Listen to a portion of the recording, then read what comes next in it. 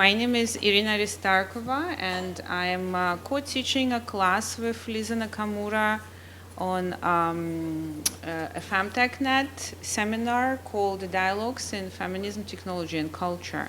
And today is our last guest speakers installment.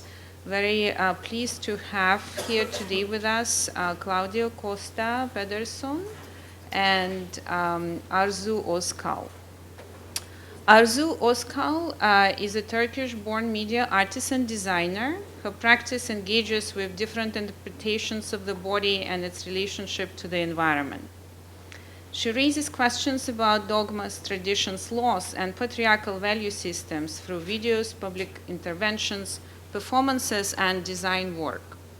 Özkal received her MFA from the Department of Visual Studies at the University of Buffalo, SUNY, and BFA in Graphic Design from Bilkent University. Her work has been exhibited broadly in exhibitions and festivals nationally and internationally, and prior to joining San Diego State University, the Department of Graphic Design, she spent 3 years as the faculty of Oberlin College Department of Art, teaching new media practices. Specifically today, we are going to hear about Arzu Özkal's working with Claudia, with women from Turkey, Europe, and USA to design platforms of social exchange. They published a book together, Gün, Women's Networks DIY book, and we will hear more about that. And Women Networks Athens is an investigation of these informal networks and other work, and their extension into digital media with the aim of gaining mutual understanding of the socio-cultural conditions impacting women's participation in contemporary culture, as well as activating future creative collaborations. Claudia Pedersen works at the intersections of art theory, technology, and social practice. Her research and curatorial work explore theories and practices of hybridity and recombination. Her writings on play, games, digital photography, and techno-ecological art are published in Afterimage, Intelligent Agent, Eludamos, as well as ICEA, DAC, DAC, and CHI conference proceedings, computer-human interaction. Her most recent essay on contemporary Latin American artists working with robotics is forthcoming in an anthology on Latin American modernism.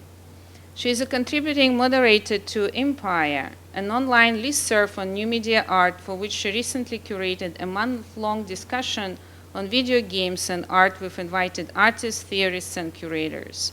Her other curatorial projects include Gün, which we're going to hear about more, and Homes, a curatorial event with Turkish, Greek, and Bulgarian women at the Binaki Museum, Athens, Greece. She holds a doctorate in History of Art and Visual Studies from Cornell University, and coming to us from a much warmer place today. Not as warm as San Diego, but still in Wichita. So it's still warmer than Ann Arbor. So I'm really excited that you are here and looking forward to your talk, as well as whatever wonderful activities you have for our students. Thank you. Thank you, Irina. We have the okay, cool. So, hello. Do I need to be close to the microphone, or this is good? Okay. So, thank you, Irina and Lisa, for having us here today. This is really exciting, and thank you all for your blog entries. We looked at them over the weekend, and we're very pleased for all the comments and feedback and the questions that you guys came up with. Hopefully, we will provide answers to some of the questions within the presentations, but we will definitely raise more questions. So please do have a pen or pencil or a sketch platform, because we will literally ask some questions, and that's going to lead us to the workshop afterwards. So you will use that material to help you with the workshop. So, new media, feminist collaborations in Istanbul, Turkey. So we are here to talk about our project Gün, women's network that Claudia and I have been working on since 2010. We started, researching this. She will talk about this project in her part. I'm here to talk about my own work because it's going to provide a context for Gün, and also it's going to explain you guys what is happening in Istanbul, in Turkey, culturally and socially. So I will begin this quote by Agnes Heller. So I'll just read this. Agnes Heller identifies place and rootedness with what she calls geographical monogamy and travel or mobility with geographical promiscuity. So this is something that really interests me, this particular, what this says, right? Because we all know that many of the societies condemn promiscuity. Like what is accepted is that usually there's a man and a woman, they get married and be together forever, ever, right? So, and, she suggests that basically travel is a non-wanted, a disliked activity. And why is that? Because when we travel, the cultures mix, like the identities mix. So it's dangerous for power structures. So we'll talk about that. Peter Lamborn Wilson says, who is Peter Lamborn Wilson? Hakim Bey? TAZ, temporary autonomous zones. Write that down. So he says in a conversation that he had with some other artists a couple years ago, to go on an airplane is torture. It's low-level torture, but it is torture. It's not waterboarding yet, but it's on the way. So this is really interesting, and it's really true. I live in San Diego now for 4 years, and it's a border city, right? We have a border with TJ, and they make it impossible to cross. Like they do anything to make it undesirable because you wait 3 hours on the border to come back. Like they don't want you in there, and they don't obviously want the other side to come visit this side. So this is a saying in Turkey that the Turkish is sürüden ayrılanı kurt kapar, which sort of translates into the sheep that escaped or which escapes the herd will be eaten by the wolves, right? It suggests the same thing. Stay with where you are. Stay with the people that you belong with. Do not leave your herd, right? Then it's going to be horrible. And this is something that I grew up with this saying, and this made my teenage years miserable, right? My mom and my dad, because this is how they justify rape in Turkey. They say like, why was she there all by herself, right? She should have known better that something was going to happen. So this is a really important mindset to understand all the things, all the art, all the culture coming out of Turkey, criticizing this society. So Turkey is a male-dominant society, patriarchal society. Fathers or father figures hold authority over women. And typically in Turkey, men are promiscuous and they dominate outdoors, and women are expected to be submissive and stay indoors. So our project, Gün, looks at that. So this is some Turkish men in their natural habitat. Can you guys see the photo? Is it bright enough? Should we dim the? Yeah, it's a bit bright. Can this translate? Because it's important to see the faces. I like these people. Cool. So in Turkey, we have this phenomena of Turkish coffee houses. It's basically a man-only space, a coffee shop that men who do not have a 9-to-5 regular job, they go there in the morning, like their work, right? They go at 9 a.m. in the morning. They start like playing cards, and no alcohol, drink tea and coffee, smoke a lot, and then play cards and watch television and listen to the radio. They kill time, basically, every day, pretty regularly, till 5 p.m. And after that, they go back home. So as if they have it, they treat this place as if it's their daily job, right? So I was very curious about this man-only spaces. So I asked my father to help me go speak with one of his close to his office. So we got permission. So I invaded their space for an afternoon, and I placed my camera right in there. And I said, okay, I'm just going to stay here and document the whole thing, and I'll talk with you. And if you want to talk with me, if not, maybe we could just play this game. And we did, and it was kind of interesting. I was this foreign thing in the beginning, but then they started warming up, they started asking questions. So it was an interesting experience. This is the women-only version of this space, right? Because so when men go to these coffee houses or their jobs or their duties, women are usually, stay-home mothers, majority, because they're not they don't, their husbands don't want them to be the moneymakers. So they organize these goons that inspired our project, that they meet at one of their houses. This is not every day. This is weekly or bi-weekly. They cook this amazing dishes. They usually knit or sew or make some little crafts work, and they spend an entire afternoon together, very productive. I've looked at the blog questions and why men are not allowed. They are allowed, but they would never go because this is too womanly for them. And boys, your children, if you have children, they could go, if it's a certain age. But after a certain age, maybe 12, 14, it's nah, I won't go there. This is too, it's not macho enough for boys. So Claudia will definitely talk and articulate more about this practice, but it's just to give you guys a little context of the two very opposite space, man-only space and women-only space that I grew up with. So 1989 is the time when I was introduced to feminism. So I understand that 1980s is when the second wave feminism arrives to Turkey. So we're basically talking about, reproductive rights and women being more active in the outdoors.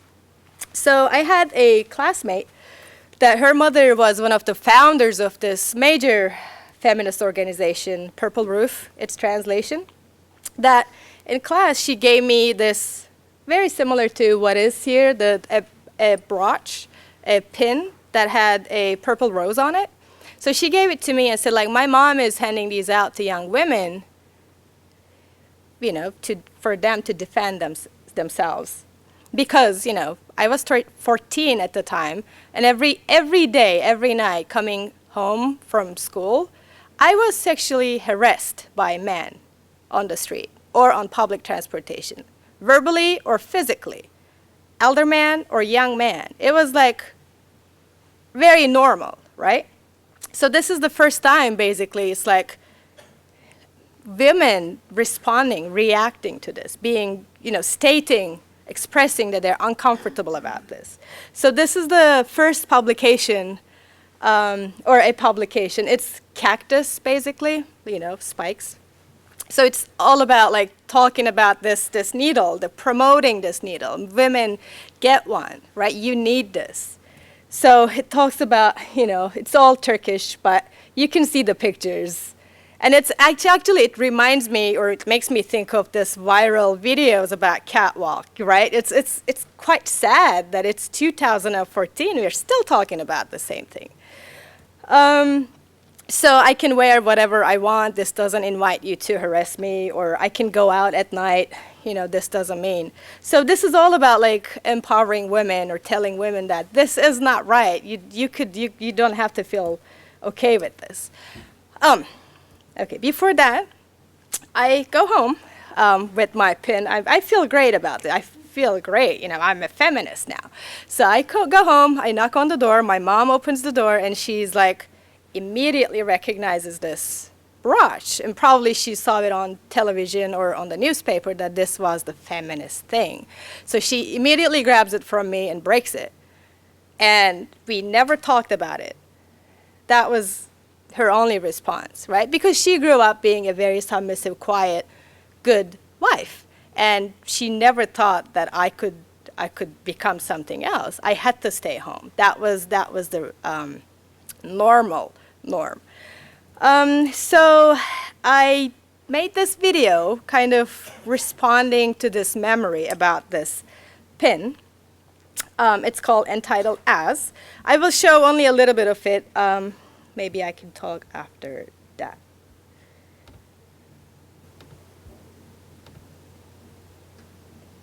It's quiet.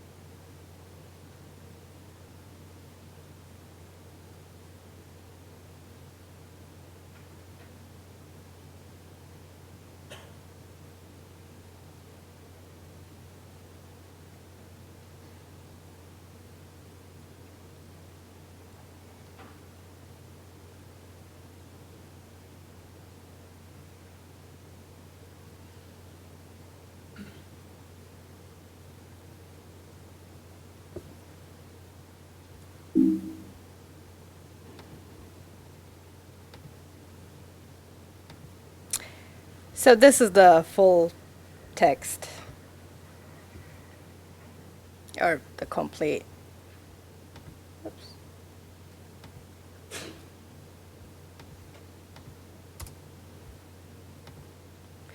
So I really don't like this work. I did it because it was responding to this victimized, sad girl, and I had to do it to express my frustration. But I can't stand watching this anymore. And you will see after that, like, a shift in my work from being this quiet girl to a little more bold and active in public space person. And obviously it helped a lot coming here and work with the people that I worked with at grad school. Okay.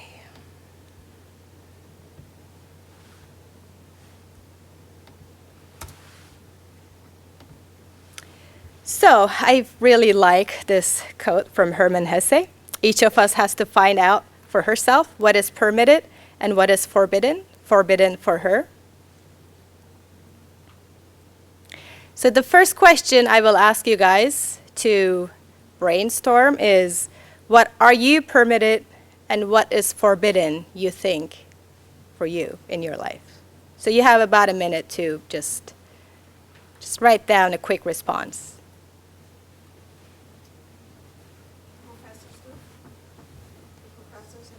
Sure. We don't have to do anything, obviously, if you want to. But it is important. It was really important for me to realize and acknowledge, like, what does limitation mean? What does being not permitted mean, or being forbidden means, right? So it is important to think in our own context, in our own environment. What does this mean to you?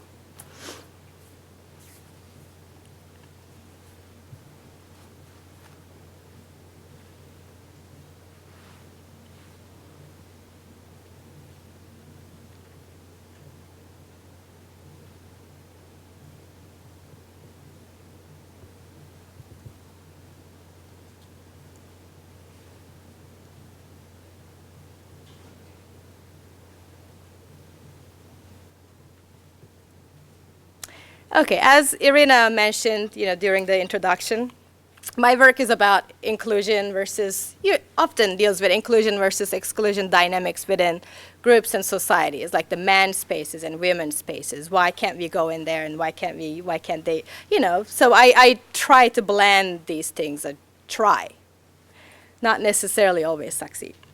So I question patriarchal value systems, I question traditions, and my work is at the intersections of art, critical theory, and technology.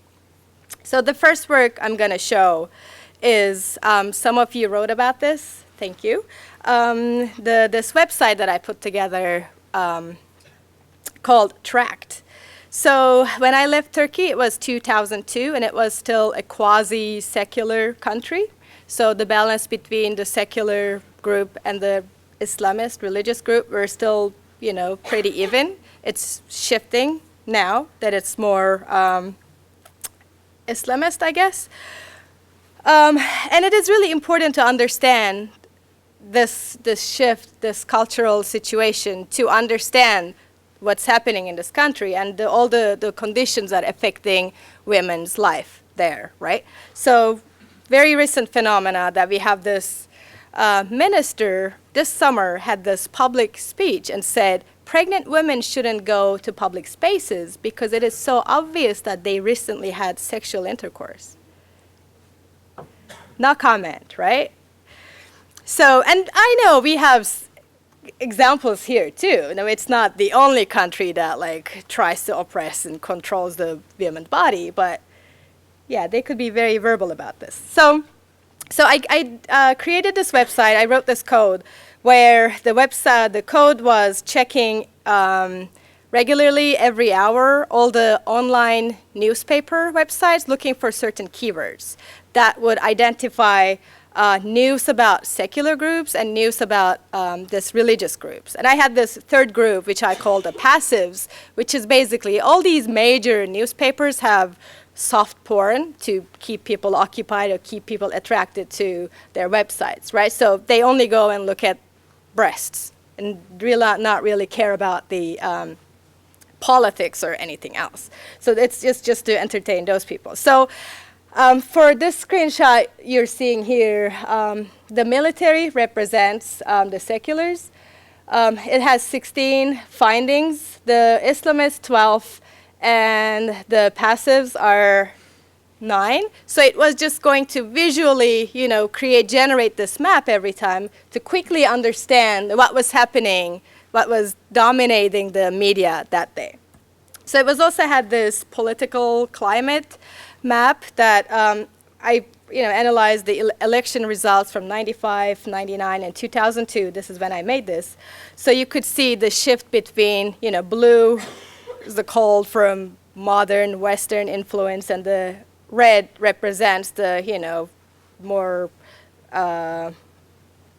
Islamist agenda. And on the website, you could see the shift in all these years. And I also had these little sections where I explained what these groups are and how I decided to, choose the imagery and all that. So basically, this is a critique about media, right? Controlled by power structures, controlling public sphere. This is another project that I did in 2004. It's called Unattended Body. It's a performance project. So it's a public space intervention. Took place in Buffalo, New York, where I attended grad school. So I came to United States right after 9/11, and being a Middle Eastern artist dealing with political, social, critical working with Steve Kurtz. Any of you know, maybe Sabrosa mentioned Steve Kurtz, who was accused of bioterrorism because he was, using petri dishes in his work. So it guarantees you that you're going to be interrogated, when you're traveling back and forth to Turkey. So remember, traveling is torture, Hakim Bey. So at the airport, what do you hear the most?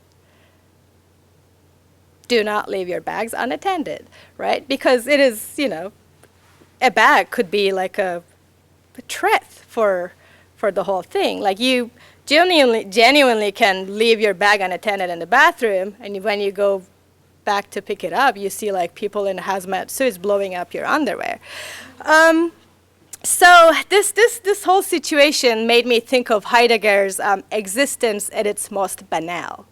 So, and I started questioning like how an existence at its most banal could be perceived as a potential threat or a disturbance if it doesn't act in its expected way in the society. So I started leaving myself unattended at these various venues where money flows. So it's like a gas station or a parking lot of a mall or a drive-through bank, and just to see what was going to happen. So here I'm going to remember Claire Pentecost. She talks about Sloanism, which I think is very relevant here. Alfred Sloan, the chairman of General Motors, in 1930s, he came up with this concept of planned obsolescence. So it's basically affects our lives, right? What happens when there's a new iPhone released? We all start desiring this new iPhone because it's 1/4 millimeter thinner or taller, or it's white, or it's something else, right? It has a different plug-in. So it's all about this. Like the society, the system wants us to constantly desire, work for what we desire, we work 9 to 5. You guys will graduate and hopefully get a good job. You'll go to work and, come home, and you will start desiring these goods. And over the weekend, you'll go to a big box store, get something for this 5-minute satisfaction, and then you'll see the same exact thing in a different color on somebody else, and you will work the entire week to get that color of that same thing, right? So this is a created situation, I'm sure we are all aware of. So the system is designed to get rid of all these disturbances because the system wants us to constantly want things and constantly work to buy those things. So it's really important and it's really relevant to where this practice becomes really important to us, because capitalism will break everything into its single individual segments, right? Because it becomes an easier target. It becomes easier to control. So beyond the obsolete models of artist or author as genius and their fetish objects, what collective and collaborative practices are inventing new terrains or flows? So this is something that we are very interested in, and our work basically responds to. So as I myself, I'm very fascinated with groups, collaboratives, coalitions. I'm like, when you realize the power of a group, it makes you, very excited. Like for this whole organization, a university, wouldn't exist if you guys were not here, right? Obviously, the organization wouldn't want you to think that way. All the institutions and organizations want us to feel non-important, right? But we just need to be aware of this potential. So this is a project I did in 2005. It's called Public Transfer in Buffalo. Again, Buffalo is a very, I'm running late. Buffalo is a very segregated city. So there are I identified 3 major neighborhoods. Fruit Belt is where low-income immigrants and minorities usually reside. Allentown is for the artists and homeless. And the medical campus are people from suburbs come to work during the day and they immediately leave without interacting the rest of the city. So I came with this idea of renting a minivan as a free public transportation. Obviously, public transportation is a joke, as all United States, I think, maybe a couple cities. So there's no way that these different groups of people would interact with each other, would even see each other during their daily routines. So I rented a minivan, and I was lucky enough to be able to announce this on all the major newspapers. So I gave interviews, and I invited people, okay, this is a free public transportation you can take to go from point A to point B in any of these neighborhoods. But all I'm asking for you to come tell us the story, a story about Buffalo. So when you provide this common ground, people do come and people really talk about things. Like I had a plumber and a curator had this really interesting conversation about their own lives, but the common point is that they all care about this city and they all worry about this city, right? So when you say, okay, this is what we're talking about, it doesn't matter who you are, what gender you are, what race you are, right? It's the commonality becomes more important. So this ran for 2 days. We had a lot of people from drug dealers to, suburban families. So another thing that obviously this wasn't limited to only that space, but I wanted to be able to other people to become part of this. This is pre-smartphone, so no GPS applications. So I worked with 2 computer programmers to design a GPS application that basically showed real time where the van was passing by.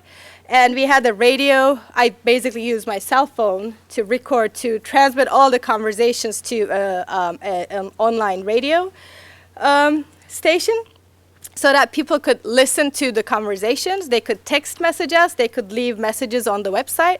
And if they really want to come be a part of it, they could drive to the next stop. We had a timetable and come get on the van and be a part of this physical experience.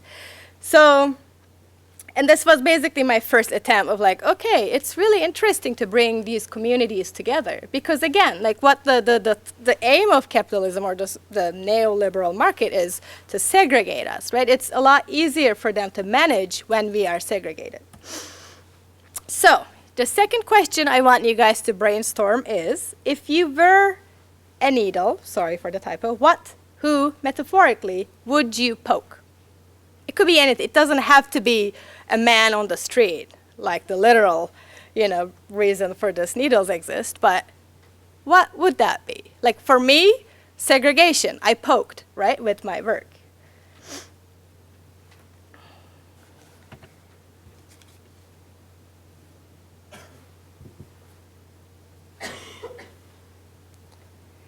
Okay, this is a very quick project that an intervention that I did back in Turkey in 2010.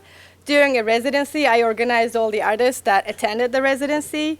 And I included this because Claudia asked me to include.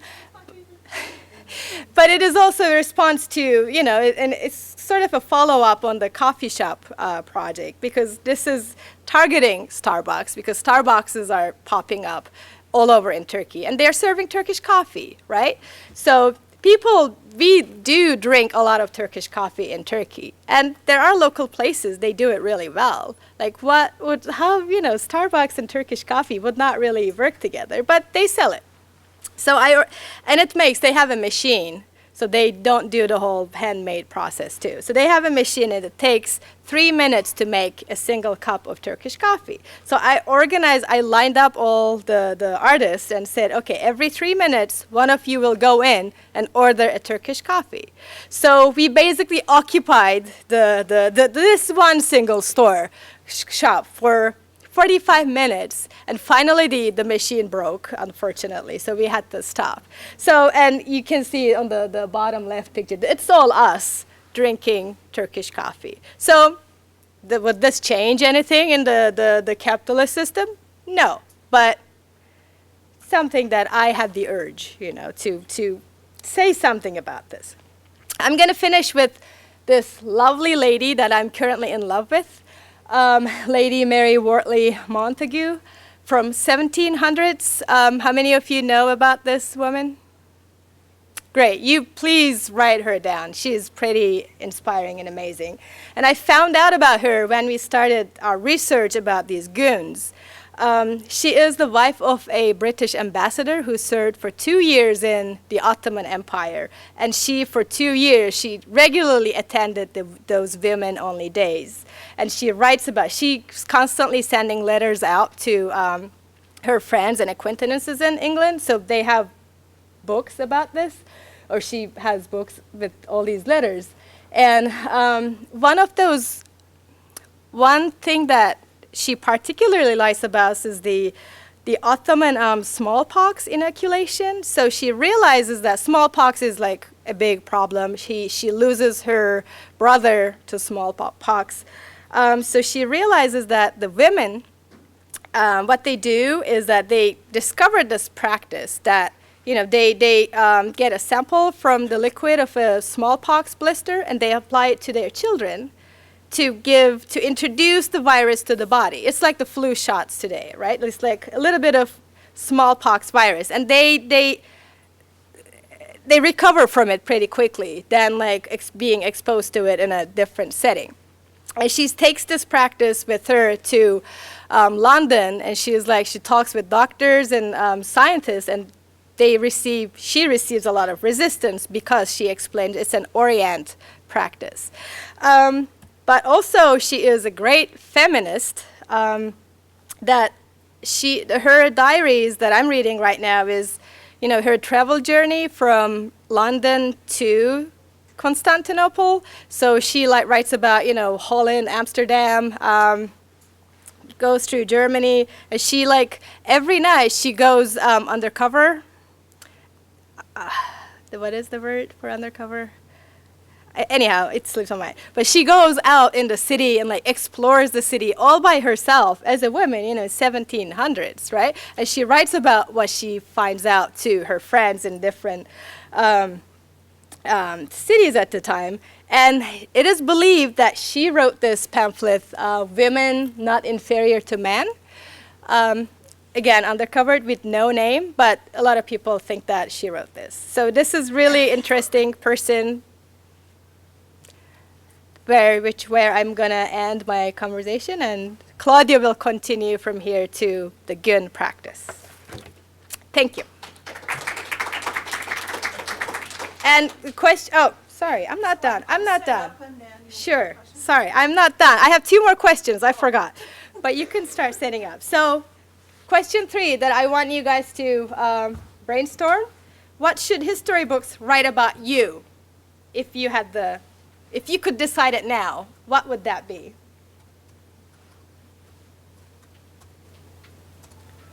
And the last question is, who would you invite to your own Gun? If you were to facilitate one of these gatherings, it doesn't have to be women only. It doesn't have to be people only. Who would you invite metaphorically to your Gun? You will use these questions to produce something in the end. So, okay. Can you hear me? I find these very awkward. All right, so I'll be talking about the Gun, and I'm Claudia. Nice to meet everybody, and thanks for coming on this very, very cold day. I'm not going to be talking about my work per se. I'm going to be talking about this particular project, right? I want to give you a little bit of a context of what it is that we were thinking about when we started the project. And then I want to talk about the relationship between this idea of the Gun and networks that I saw that some of you reacted to with the questions. And then just give you a few examples, one of them of the project that we did together for the Gun, and then one from the Athens Gun, okay? And then hopefully we have time to go on and do something with you. So, the background of the Gun, this is about, like Arsu was saying, this is about 2010. And at this point in time, we had worked together doing other projects, smaller projects. And we are thinking about doing a bigger project, and we are thinking about it in terms of a few things. One of them was what already got mentioned, this Islamization, if you will, of Turkey. Turkey is a secular country. After the Ottoman Empire in 1923, Turkey reorganized itself as a nation, and Western ideals of secularism were very much central right, to the idea of Turkey as a nation, okay? This process is being reversed since Erdogan took over and so on. So with this Islamization, there is also effects and impacts on women's lives, obviously. So we are thinking about that.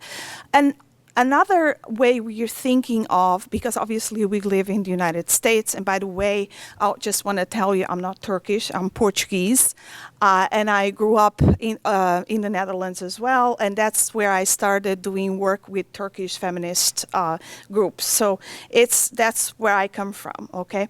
So, but being here in the United States, we are seeing this very particular way of thinking about Muslims, especially Muslim women, right? The whole idea of invading countries in the Middle East to rescue Muslim women, right?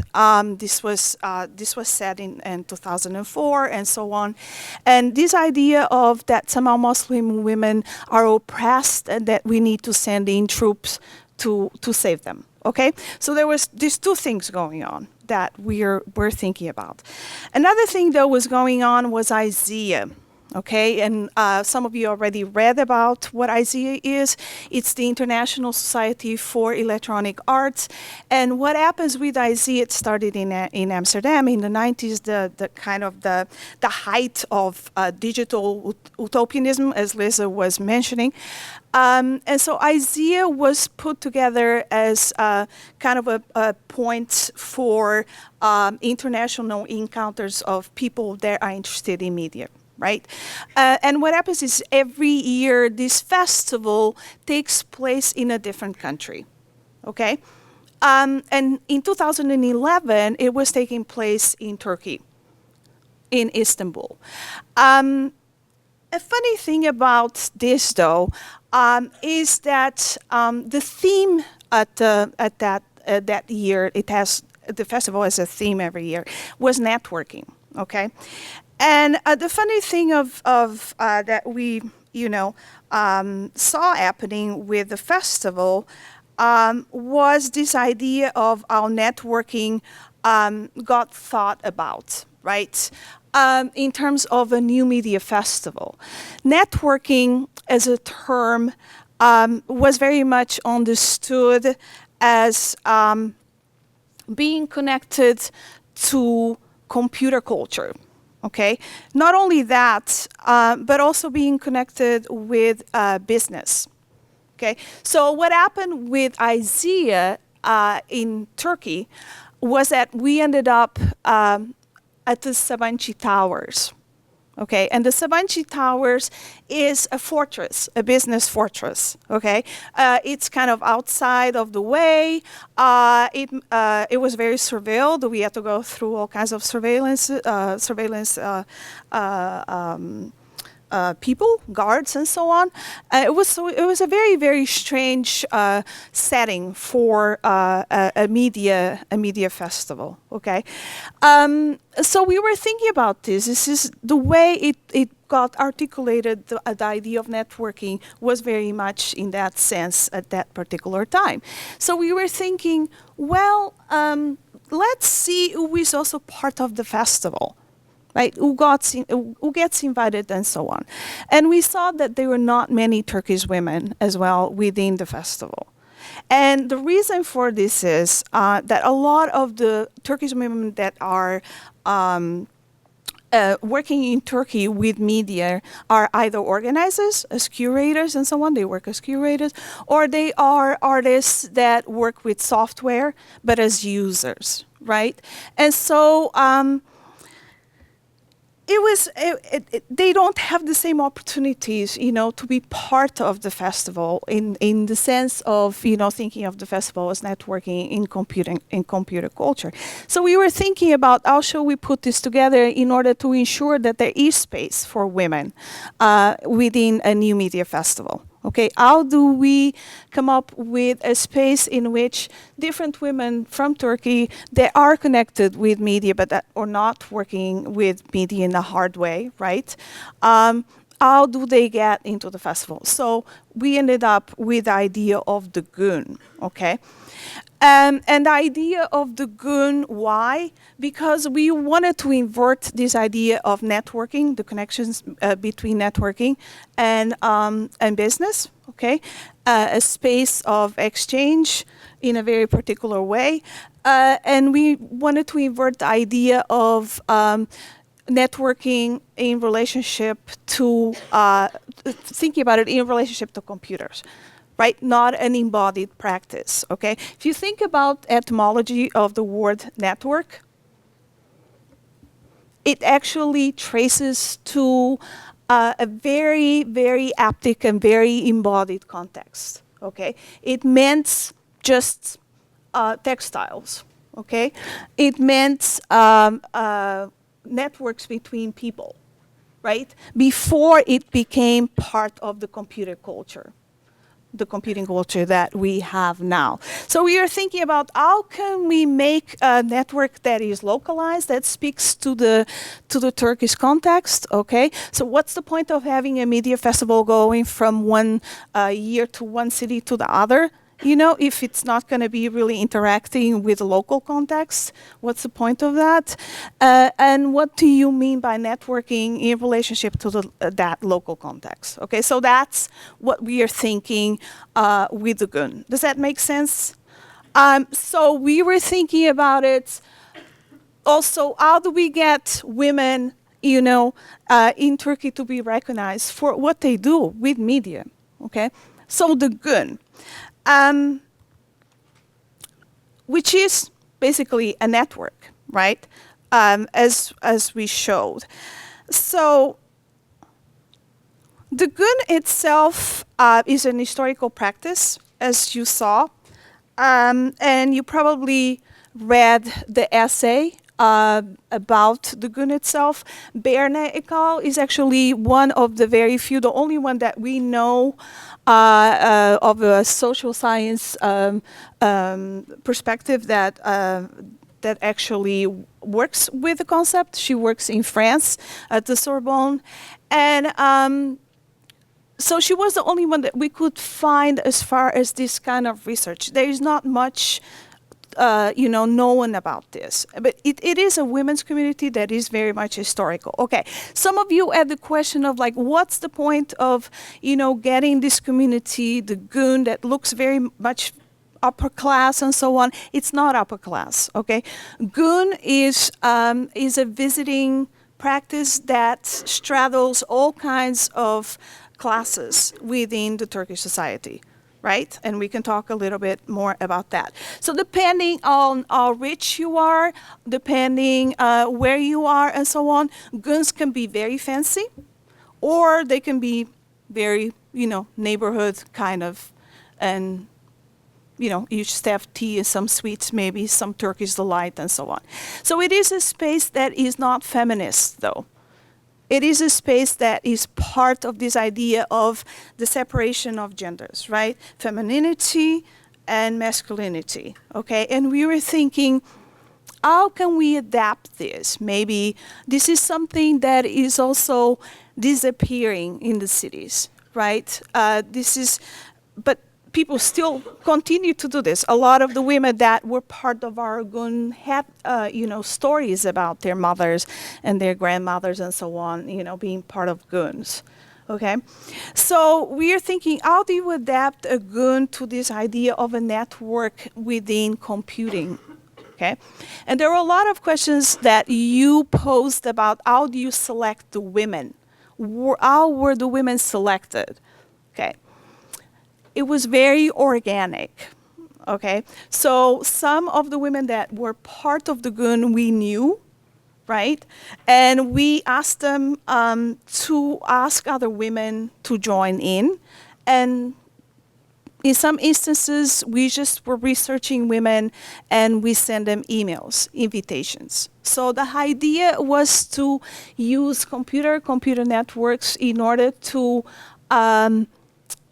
get embodiment, get groups together, get women together, okay? So there was the reverse of this idea of using networks to be disembodied, Okay, so we asked them to think about the gun as a concept in order to make a work. And we told them that we were going to make a book. And the idea of the book itself, the materiality of the book is very important to us as a way of sharing and recording. Okay, and also as a way of discussion. We got together in Istanbul and, people were really happy with the book. They were looking and they're like, wow, we did something, right? And so there was very much part of that getting together. As far as putting the book together, again, there was just a prompt about the gun, and we asked women to react to it. So the book itself is very fragmented, right? You saw some of the contributions, and so I just wanted to talk a little bit about the contribution that I and Arzu did for the gun itself. Does anybody recognize this? The Women's Rights Museum. This is Seneca Falls, upstate New York. Okay, does anybody know about the Seneca Falls Convention? Can you tell me what it was? What was it about?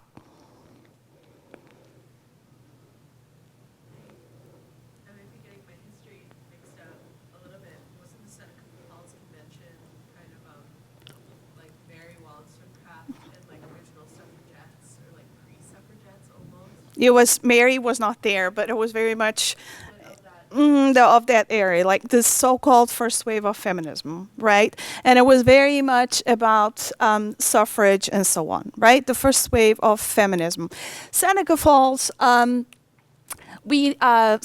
Arzu lived in Buffalo. I lived in Ithaca for a long time because of Cornell. And so we wanted to, again, speak to that locality where we were, okay? And how the landscape somehow contain these traces, okay? So you do have a museum that was put together in order, it's kind of a monument to feminism, to the first wave of feminism, okay? So if you have the opportunity here in upstate New York, go see it. They have local wineries around there that, that you can also visit and so on. That was another reason, no, I'm kidding. But we went and we wanted to see how these monument was put together. And one of the reasons that we wanted to see this, it was very much through the eyes of Turkish feminism, okay?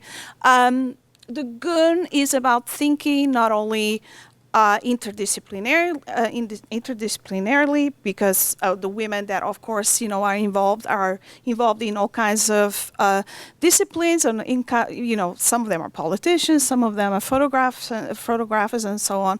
I'm not going to go into it. You read it, but this is about thinking about intercultural spaces, okay? So we actually went to the museum thinking about the history of Turkish feminism, which Arzu already talked a little bit about in the 80s, but you go further in the 1920s, as I was talking about, feminism was a state policy, okay? It was implemented in Turkey as a state policy because it was connected to westernization. Okay, and therefore, the idea was that, women should be feminists, but only according to the state, to what the dictates of the state were, right? Very militaristic, very moralistic, and so on. And so we wanted to see this idea of, like, what does it mean to do a feminist monument to, and how is it that feminism gets institutionalized, right? So we went there, and this is what you see, when you go in. But more interestingly, when you go in, you start realizing that parts of that history is also totally erased. Okay, so the idea that feminism, that Western feminism that we have, is that it goes back to the Enlightenment, right? And it's about equality of rights and so on. That, like we talked a little bit, and this is also the case. But there was also the case that there was a lot of back and forth between the women there in Seneca Falls and Iroquois women. So you know that the museum and that whole area upstate New York was part of the Iroquois nation, okay? The women that were part of this, they were part of this convention, knew these women. A lot of them dabbled in anthropology, a lot of them were friends with them, and so on. And this history is not told within the museum, and we didn't know about this history either going there. You know, my mom is a feminist. I grew up with feminism. I had no idea, okay, as an European woman, that this was the case. So if you look at archives, some feminist historians did research on this, okay, you see that a lot of the women that were part of this convention, white women I'm talking about, were using arguments like, okay, the Iroquois women have the right to property, they have the right to their children, they have the right to vote, they have the right to sue, and so on, but we don't. Okay, what's going on here, okay? So living under English law was not fun for women, you know that, at that point in time. So they were actually sending all these articles to newspapers in New York and so on, talking about this, okay? So nothing like that is there in the museum. And we actually contacted a Native American curator, and she said she was going to pass it on to Native American artists, a woman artist. Nothing really came out of it. That's something that's still hanging out there. So this is one of the things that we learned through the eyes of Turkish feminism. And then I wanted to show you, because there were a lot of questions about what happened to Gun after Istanbul.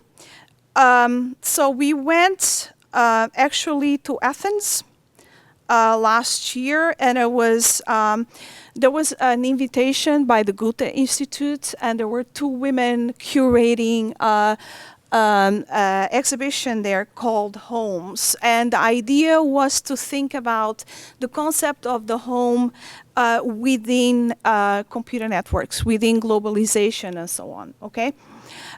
So we got invited to do work there, to do a workshop in relationship to this idea of the gun. And of course, you know the tensions between Turkey and Greece historically, you know, so this is a very charged space that, you know, we entered, but especially for Arzu, so there were some cultural exchange there about things. They're like, oh, you drink the same drink, but it's called differently. How do you make it? And so on.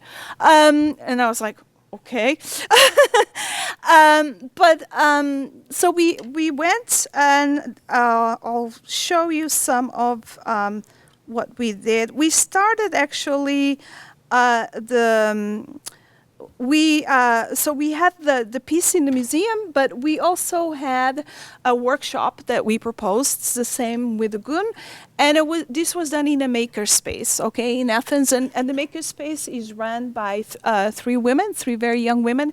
They are your age. This is kind of the market neighborhood. And the day that we are doing the Gun, the workshop, the Athens Marathon was going on, you know, so we thought it was really funny. So we invited the women to go and do a marathon over the neighborhood as a performance, and it's kind of a warm-up. And so we had all this stuff for them to wear in the back that said Gun, or what is it that, or Women Networks. First women marathon of Athens, okay? Or, yeah, was that it? Yeah. And so the women had to run around, you know, by the markets, and everybody's like, huh? What's going on? And actually, we had an old man, no marathon, okay. Yeah, all because some of the women complained about that they couldn't really run. So we had to compromise, and so we actually had the old man follow us up to the makerspace, and it was fine, because we were like, I don't understand what you're saying. It was Greek, so that's how we started. And then I just want to show you one of the projects that came out of it. So we asked the women there to think about the gun in relationship to the idea of the home as, the home being part of the gun, very much part of the gun, okay? And so we had, the way the women there were selected was actually the curators put out a call. So we had no idea. We didn't tell them that this was women only, so it was not about excluding men. But again, what happened, was that women showed up, but no men. Okay, so there's all women. And so this is one of the works that came out of the workshop, and now it's all over the place. This was done between Kalina and Paulina, and Kalina is an engineer.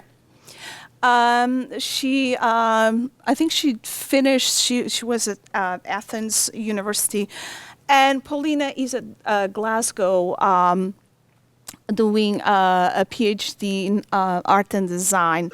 And at the time she was applying, she got there and so on. So what they did, this idea of the gun, of the home, was to think about it in terms of this netless net, okay? So what happens here is that you have little routers, like little Wi-Fi routers that you can get, and you can put them everywhere in the city. And what happens is when you go to the coffee shop or you are in that space, a space that's nearby a router like this, and you have your Bluetooth on, it pops up. Okay, whatever it is on the router pops up and you can connect to it. Okay, so it's not going through the mainstream internet, right? It is about thinking about the internet outside of the mainstream. Okay, and so basically what they did was to use this idea of these routers to distribute texts and images. So they did several events. Let me see if I can get some of what they did.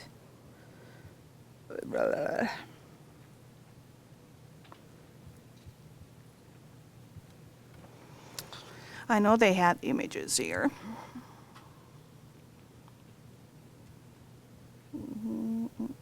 Just do this one.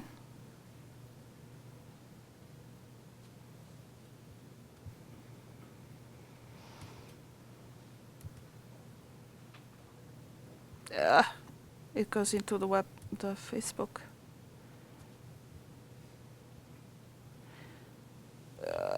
No. Okay, so they did it for cell phones as well, but I wanted to show you the images. Where is it? Oh, here we go. Okay, so this is what you would get on your browser if you were near one of these routers. And what they were thinking about is this idea of what makes a Greek home a Greek home. I don't know if any of you have a Greek background here. It's this idea of these portable altars. They're Coptic altars, okay? And what happens when you have to go to Glasgow or Belgium and so on, what do you do? So actually these little routers contained all these altars, different ones.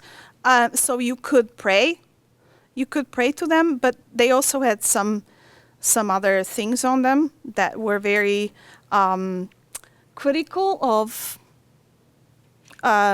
Christian beliefs in Greece, because there's been some controversy with how the church there interacts with women and AIDS and prostitution and so on. So they had this idea of the GUN as as a non-mainstream network, wireless network that everybody can connect to, and this is what you would then get. And they went on, and they are writing papers and they are developing the work. They did this in different cities, and they did this in Belgrade, I think, in Brussels and in Athens and so on.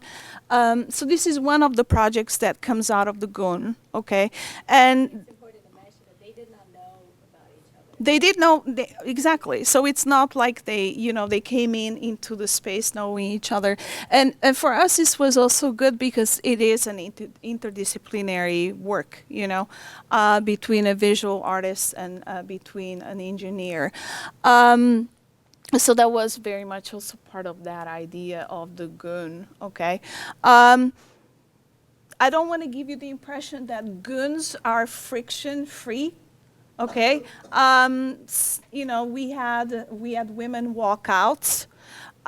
We actually had 2 older women that came to the workshops in Athens, and disappeared. And then we asked, "Hey, what happened?" Because the workshop was like 2 days. Yeah, it was 2 days, and it was not clear at all what happened. We are told that one of the women, because she was second wave feminist, 60s and so on, that she didn't really like what we are doing because we are not really, I don't know, burning things or something. And so she didn't like that idea, but this is not something that she told us, to be fair. Okay, this is what something in the group, one of the women in the group, a Brazilian woman, told us about. So we found that a pity because we wanted to include our objections within the GUN. Okay, so this is not about like sitting down and sharing cakes and tea and be all kumbaya. This is about fragmentation as well, right? It is about conflict, and collaborations are really they're hard. Discussions are hard. So so we try to do a GUN and see how it goes here.